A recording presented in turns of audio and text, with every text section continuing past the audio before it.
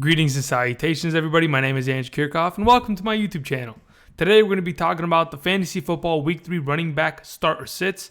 I'm basically going to be giving you my rankings for the running back position this coming week in a 1 through 36 ranking system. I'm also going to be talking about my 4 starts and 4 sits at the running back position that I think should shed some light on who you should probably start at that flex position or that running back 2 spot.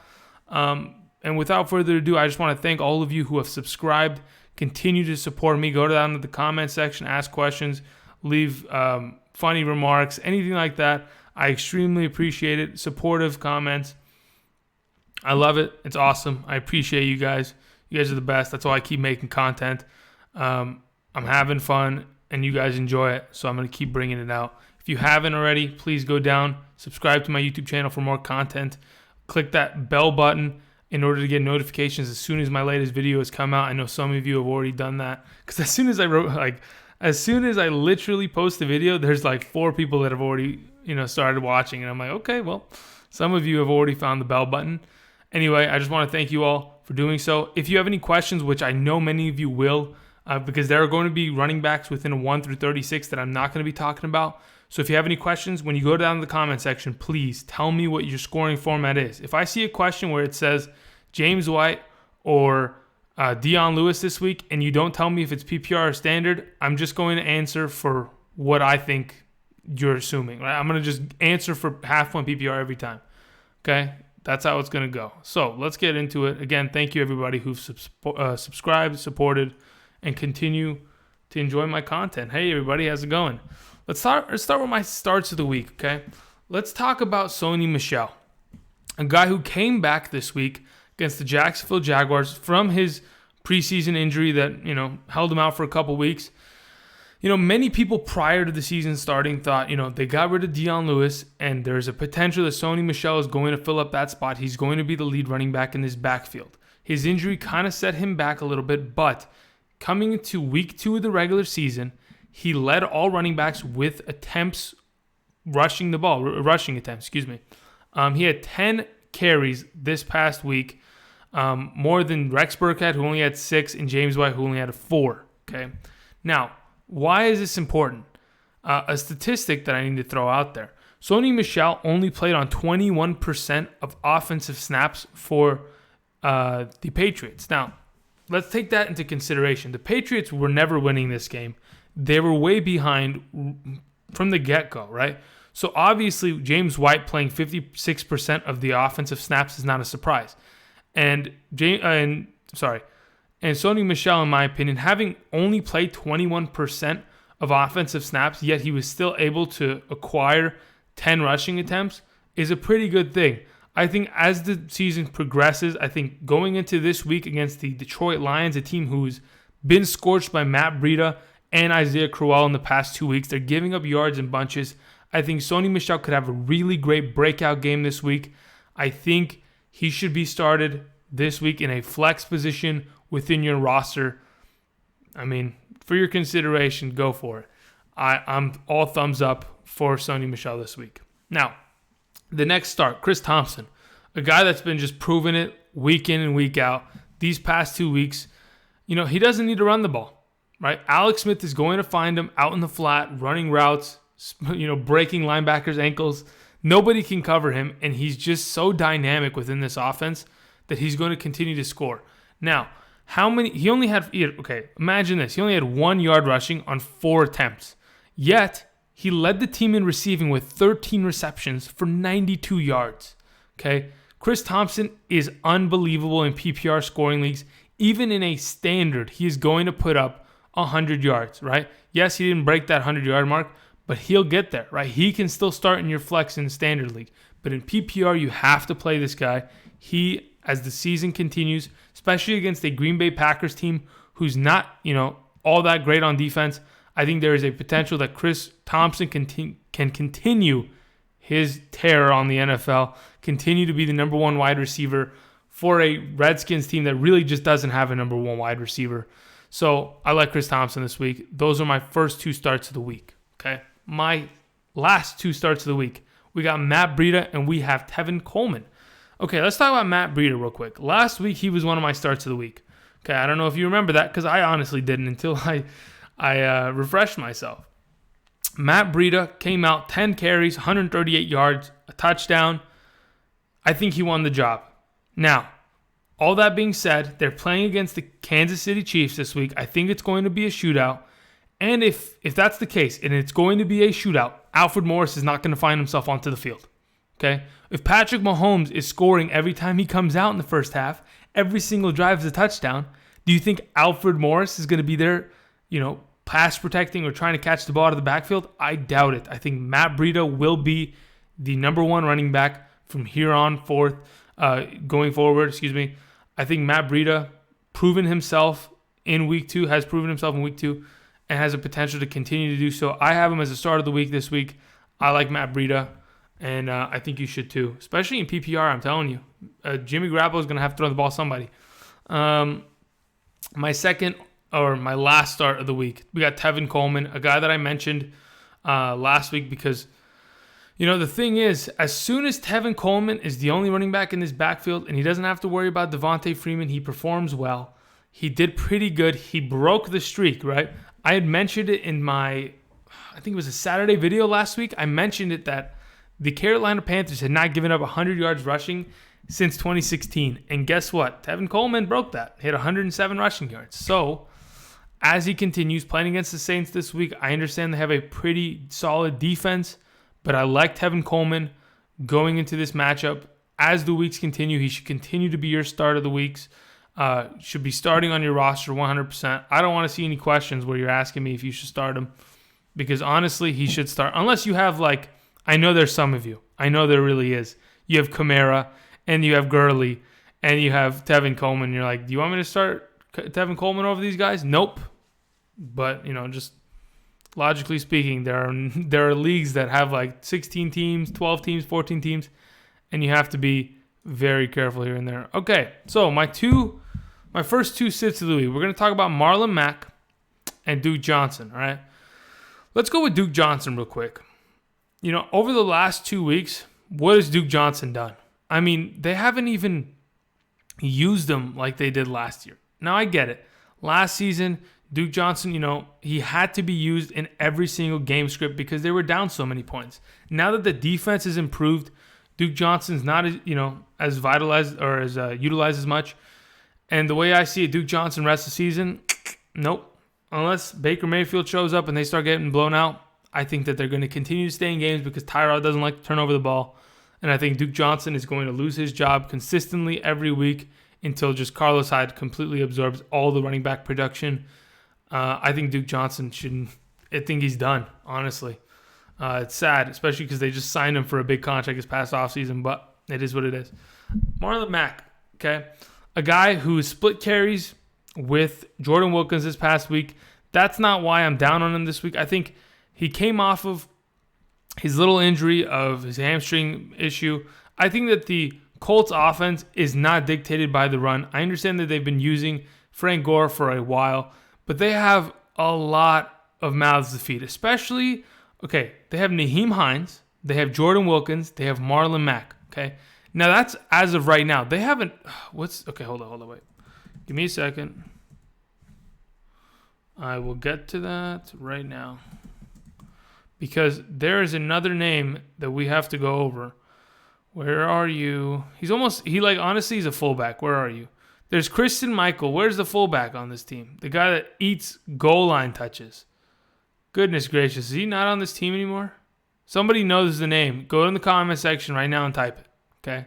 And tell me, Andrew, I cannot believe you forgot it.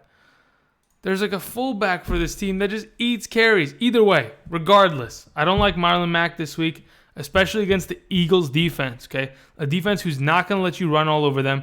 They did not let Tevin Coleman or Devontae Freeman do anything in week 1. They had a couple, they had a touchdown. Congratulations. They were both bums, okay? In week 2, Peyton Barber, oh my God, he got annihilated, right? I don't think anybody out of this backfield will be able to produce this week. That's why I have Marlon Mack as a sit. And we continue. My last 2 sits of the week. Okay, now really quickly, let's talk about Chris Ivory. I'm aware that LaShawn McCoy has a broken rib cartilage issue, blah blah blah blah blah, whatever. Do not think about starting Chris Ivory. I don't believe that Chris Ivory is a guy that you can rely upon, especially playing against the Vikings this week. I don't know. Like, at this point, there's not enough fantasy value and in the risk. I mean, there's so much inherent risk. Can Chris Ivory plunge for, what you think is going to be 7 fantasy points, 10 fantasy points? I doubt it. I 100% doubt it. I think that this defense from the Vikings is going to be able to clamp up, and they're not going to let the Bills do anything this week.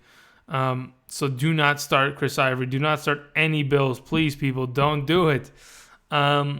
My last sit of the week, we have Isaiah Crowell playing against the Browns this week, who have a really stout, front seven that isn't going to let you really run all over them. They didn't let James Conner, run the ball over them, right? But that's just because they, it was the first game jitters, bada boom, bada bing. But this past week against the Saints, who have a really good offensive line, just like the Steelers, they didn't let Alvin Kamara really do much. 46 yards on the ground. I think Isaiah Crowell is in for it on Thursday.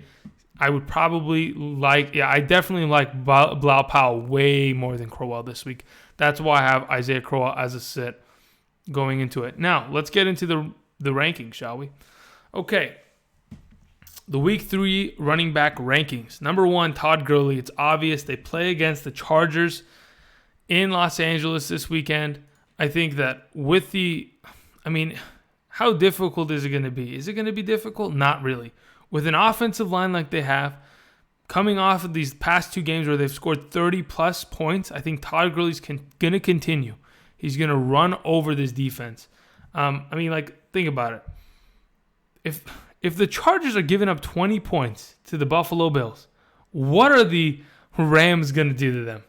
Honestly, okay? Todd Gurley, he's an automatic number 1. I don't have to explain it anymore. He was your number 1 overall pick. Unless you got screwed over with Lev Bell. I'm sorry to hear about that. Anyway, number 2, Alvin Kamara playing against the Falcons. Again, another guy, they're familiar with the matchup. He's a guy that's being utilized a lot in the passing game, especially in PPR. I like Alvin Kamara as my number 2 this week. Fire him up. It's not even hard. You have to play Alvin Kamara. Number 3, Ezekiel Elliott playing against the Seattle Seahawks, a defense who really, they like to stack the box a lot. They don't have great linebackers as of right now. They really don't have a great defense. Yet they didn't let Jordan Howard do anything much last night. And then the week prior, they let Royce Freeman and Phillip Lindsay run all over them. Yeah, I think Ezekiel Elliott, he's going to be a 17-point kind of guy every week in half-point PPR. So I like him as my number 3 running back this week against the Seattle Seahawks. James Conner, number 4. Going against that Tampa Bay defense, he's going to have to run the ball. And they're going to continue to give him Le'Veon Bell-esque opportunities. 20 touches a game, 20-plus touches a game. He's going to be relevant. He's my number 4. My number 5, a little bit of questionable. It's questionable as of right now if Melvin Gordon stays at the number 5. Because these rankings are subject to change, okay? You never know. Injury news comes out. People fluctuate. But as of right now, I think Melvin Gordon should be, he has to start. I don't care what defense you're playing against. When you have Melvin Gordon that's been producing the way he has to start. I don't care. Number 5, Melvin Gordon. I understand that you're afraid of that Ndamukong Suh, Aaron Donald stack that is just absolutely going to, tear down the offensive line of the Chargers, but still, Melvin Gordon has to be a start. Number 6, Saquon Barkley. A guy who had 14 receptions on Sunday Night Football. A guy who's going to continue to improve. They're playing against the Texans, a team that honestly just lost to a Texans depleted offense. I think Saquon Barkley, absolute start. Bada boom. Next, Dalvin Cook, another guy whose injury might, hold him out for the week if, in fact, it happens, okay? Really quickly. If, in fact, Dalvin Cook does not play, fire up Latavius Murray, pull him off the waiver wire, figure it out, people. Otherwise, against the Bills defense, who people have been just scorching, you have to start Dalvin Cook. Number 8, we have Kareem Hunt. Had a pretty decent week this past week. Had a touchdown, 75 yards rushing, couple receptions here and there. with this offense just scoring nonstop against the 49ers this coming week, fire him up. He's got to start. Christian McCaffrey, just a PPR stud, a matchup nightmare, a guy that when you're sitting there and you're thinking, who do I play this week? And you go and check and they have Christian McCaffrey, you're thinking, oh my goodness, here we go. A guy that you're just hoping he's not going to catch the ball 10 times, but he's going to. So fire him up. He's playing against the Panthers. I think I mentioned this before. Who are they? The Bengals. They play against the Bengals this week. I don't even have to look it up. Listen. Christian McCaffrey is going to be this number one running back. There is no such thing as a C.J. Anderson within this offense. I think what the Ravens were able to do with the running back position last week with Alex Collins even working in the passing game, Javoris Allen, Christian McCaffrey is just going to eat it up. He's going to be a 20-point guy. I like him at number 9. Jordan Howard, my number 10. Matt Nagy came out earlier today, said we're going to give Jordan Howard more touches. I better see so. I'm sick and tired of this. Okay, we're going to give the running back the ball 14 times a game. What kind of offense is that? We have to set the tempo. You have to set up play action. I understand if that's not your offense, sure. But you run play action. So come on, figure it out. David Johnson, number 11, a guy who's dropped, obviously. World's difference what that quarterback makes. I'm telling you, they need to get rid of Sam Bradford. Their head coach came out earlier this week and said, we're going to pass David Johnson the ball more. We're going to have him go out for more routes. We'll see. I don't know if that offense is going to be able to do anything. Larry Fitzgerald is hurt, and their defense can't stop a soul, so good luck. Tevin Coleman, my first start of the week, now on the board at number 12. A guy who's going to consistently be good as long as Devontae Freeman is out. And it doesn't look like Devontae Freeman's coming back anytime soon. So fire him up, guys. Kenyan Drake, number 13, had 15 points this past week in half-point PPR scoring. Got his first touchdown of the season. I think he's going to continue to be used within this offense more and more. But Adam Gase, before the season started, was like, we're going to give Kenyan Drake 25 touches a game. We want to see him run the ball 20 times and catch the ball 6 times. Congratulations, Adam Gase. You're feeding the ball to Frank Gore. Why? What are you doing? No, Frank Gore is so old. I understand. He gets yards. Okay, he gets yards. But just give it to Kenyan Drake. He can get the yards. He's not going to get injured. He'll be fine. I promise you. Please, just give me more fantasy points. Please. Number 14, my other start of the week. Chris Thompson coming out. PPR monster. He's not going to run the ball. So just expect him to catch all of his points. Hopefully you play in a PPR if you own him. If you don't, he's still got pretty good value in standard. Can be your flex spot. Number 15, Alex Collins. A guy that a lot of people have given up on. A lot of questions that I get are, is Alex Collins, worth trading at this point? Javoris Allen looks like he's got that backfield on lock. I really don't believe in that. I think Alex Collins proved himself last season. He was able to, have, 800 yards within the last, 10 games of last season. I mean, he had some pretty good stats last season. He's, obviously hasn't been given the opportunity to do so. This looks so weird. He hasn't been given the opportunity considering in week 1, they played against the Bills that they annihilated 47-3. This past week, Andy Dalton came out like a firework and just scored 4 touchdowns instantly. They couldn't come out and run the ball and dictate the offense like the way they usually do as the Ravens are. So Alex Collins kind of fell out of the game script, which gave Javoris Allen a little bit more opportunity this week. I think they play against Denver, a team that's got a pretty good defense, but I think Alex Collins still number 15. He's going to be an RB2 rest of season. Don't sleep on him, guys. If people are trying to trade him away, go and pick him up. Trade for him. Ajayi is my number 16. Got injured last week during the game. Hopefully he's healthy for this week. I mean, hamstring is just taking everybody out. I think Ajayi, either way, against Indianapolis Colts defense, who shut down Adrian Peterson. I understand that. But the Eagles offense with Carson Wentz coming back, there's a potential that Ajayi gets a little bit more leeway with this really good offensive line, ends up making some more plays, gets some goal line work, becomes relevant, just like he was last week. I think he scored last week, so still made his fantasy week relevant. 3 touchdowns in 2 weeks. That looks good. Number 17, my next start of the week. My third start of the week that I mentioned, Matt Breida, coming out. establishing himself as the number one running back for this offense in San Francisco. They're going to be playing against the Kansas City Chiefs, as I mentioned before. I think it's going to be a shootout. I think you need to start Matt Breida this week, and that is plain and simple. I mentioned it before. All right, my last 18 players that I want to mention. Dion Lewis at 18. Derrick Henry is not going to be able to do much. You know, he's like, oh, I'm pissed off that how my week 1 performance went. Well, week 2 wasn't much better, buddy. Yes, Derrick Henry has had some pretty good matchups against the Jacksonville Jaguars in the past, but I think Dion Lewis is going to continue to be the number one running back here, especially in the passing game. This last week wasn't really utilized much, but so be it. I still like Dion Lewis as number 18.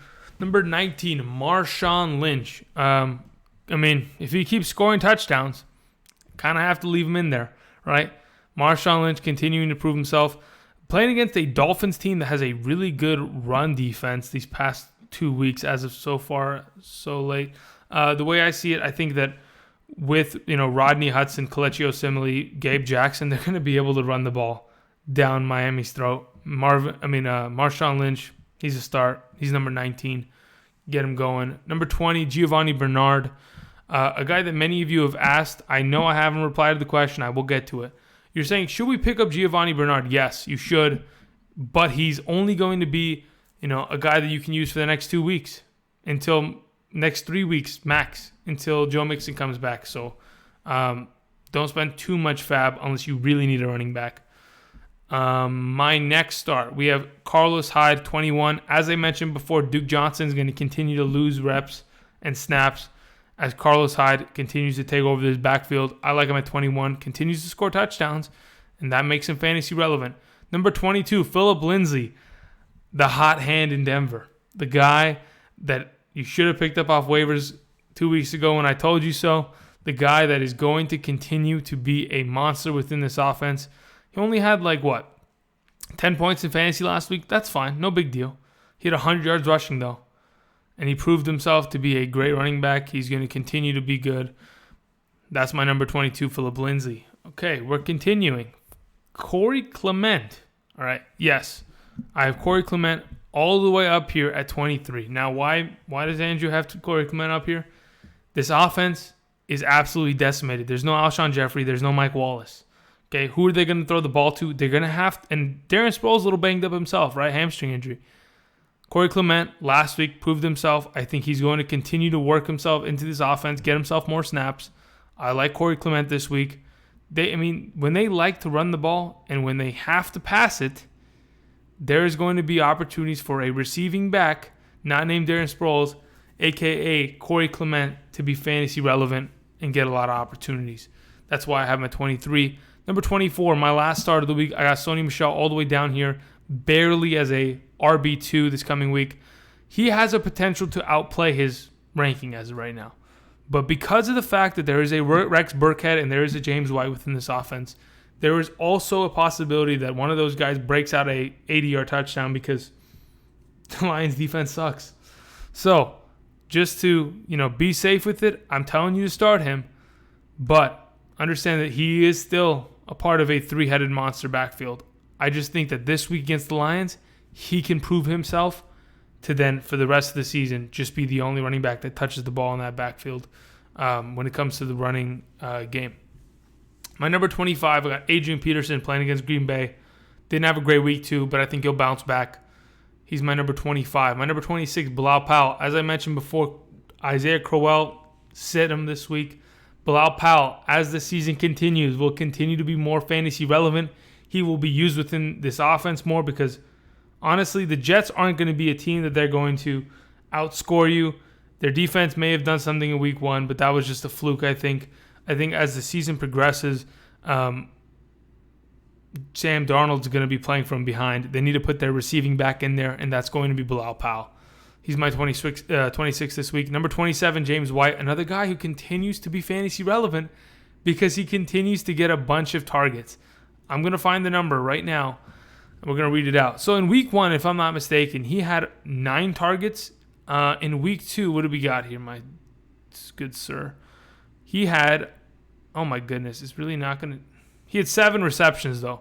I mean, in a PPR, that's actually insane. Where's his target number? Oh, goodness, James White. Where art thou? Really? It's not going to show me his target number? Really? Okay. I'm going to find it, everybody. Don't worry. Aha. In week 1, he had 9 targets. In week 2, he had 8 targets. But this time, instead of having only 4 receptions, he had 7. And he had a lot more yards. He played well. The way I see it, James White continuing to be relevant within this offense against a defense that's not great. I think James White is going to get his because he is the passing down running back within this offense. And he's trusted. When you're getting 8-9 targets a week, and that's, I don't know. I mean, think about it, right? Chris Hogan last week only had 3 receptions, right? When you're out receiving Chris Hogan, who I thought is going to be the number 1 receiver on this team, you're doing something right. James White's my number 27. My number 28, just to be sure, Latavius Murray's up here because they're playing the Bills. He is the second string running back, and as soon as Dalvin Cook's job is done, here comes in Latavius Murray to just eat up some yards, eat up some fantasy value. He has value this week. He's my number 28. My number 29, Theo Riddick, somebody that I mentioned within my waiver wire pickups. He's a guy that's going to continue to be utilized within this offense. When they're down because their defense can't hold anybody, they got to put in their receiving back. I know they've used Kieran Johnson in the passing game, but Theo Riddick is their guy within that section of the game. Honestly, in that game script, when you need to pass the ball, you got to put Theo Riddick out there. Peyton Barber, number 30, playing against the Pittsburgh Steelers defense. I don't know. I put him out here. If you have an opportunity to play him, I wouldn't even suggest it. Honestly, like, here we go. Ready? Peyton Barber, Rashad Penny, Rex Burkhead, Aaron Jones, Jorvoris Allen, and Jordan Wilkins. I don't really trust these guys. I don't. I honestly do not trust these guys, but they're going to make the list because they've been fantasy relevant these last couple weeks. But I don't trust them. I'm not going to even mention them. Really quickly, underneath me, right down here. You see Yeldon, and then you see, oh my goodness, Leonard Fournette. Thing I wanted to mention. If Fournette manages to play, he's number 13 this week. If he doesn't, we have Yeldon at 23, right before Corey Clement, and we drop everybody down 1 slot. Just want to put that out there. Anybody. If you have any questions, there's your answer. Anyway, I want to thank everybody for watching. If you haven't and you enjoyed this content, please go down please go down and subscribe. If you have any questions, go down in the comment section. Make sure, again, you tell me your scoring format so that I can help you as much as I possibly can. Anyway, thank you, everybody, for watching. Good luck this week on your, I think, Thursday Night Football. What is it? It's Cleveland versus the Jets. Nobody's really playing anybody in that game unless you're a Carlos Hyde owner or Bilal Powell potentially in a PPR. Other than that, good luck this week. I will have wide receivers and tight ends soon, and I will have the fantasy gauntlet much sooner. So anyway, thank you everybody for watching, and until next time, I'll see you.